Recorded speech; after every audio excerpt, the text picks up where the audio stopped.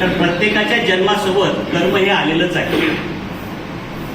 मग श्रीकृष्ण म्हणतात कर्म करताना जे विशिष्ट पद्धतीने विचारपूर्वक आणि शुद्ध भावना व हेतू ठेवून केलं जातं आणि जे कर्म कर्तृत्व म्हणून सिद्ध होतं त्या कर्माला कर्मयोग असं म्हणतात. कर्मयोगाचा स्वीकार सर्वांनीच केला पाहिजे असा श्रीकृष्णाचा आग्रह आहे. म्हणून अर्जुना, तू नित्य माझं चिंतन कर आणि युद्ध करण्याचं जे कर्तव्य कर्म आहे त्याचं पालन कर. बुद्धी आणि मन माझ्याकडे केंद्रित केल्यामुळे तू निसंदेह माझी प्राप्ती केल्याशिवाय राहणार नाही. भगवंत म्हणतात कर्मयोगामध्ये फळाची आसक्ती न धरणे, निष्काम कर्म करणे. आता निष्काम या शब्दाचा अर्थही आपण वेगळा घेतो.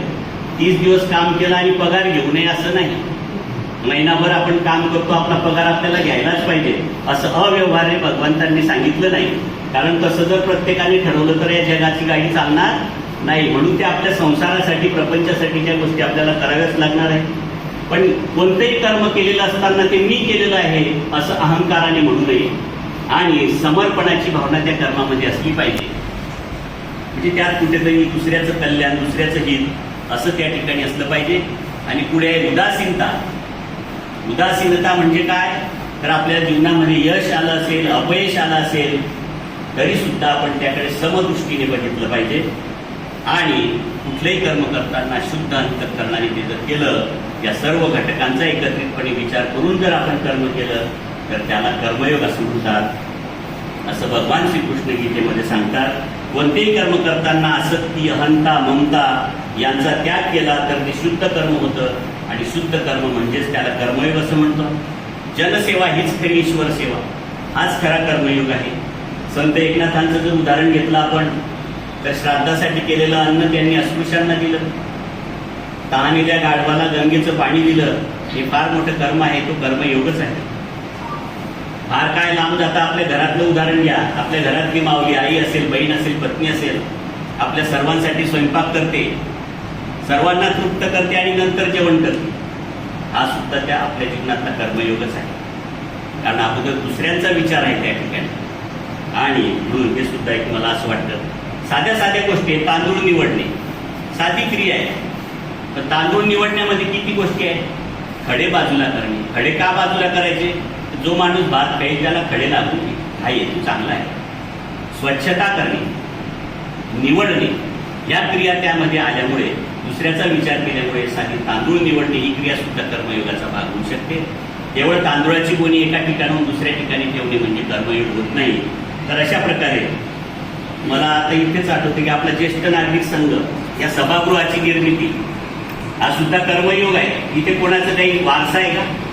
सरांनी जे काम केलंय ते खरोखर मी त्यांना कर्मयोगीच समजतोय. या ठिकाणी जे आपल्या संघाचे जे आहेत सर्व कार्यकारिणी आणि आपण सर्व सभासद, आपण जे कार्य केलेलं आहे ते कर्मयोगाचाच एक प्रकार आहे. कारण या ठिकाणी कोणताही स्वार्थ नाही, कुठल्याही त्या ठिकाणची स्वतःची काही फायदा होईल अशी भावना नाही. हे सर्व आपण दुसऱ्यासाठी केलेलं आहे.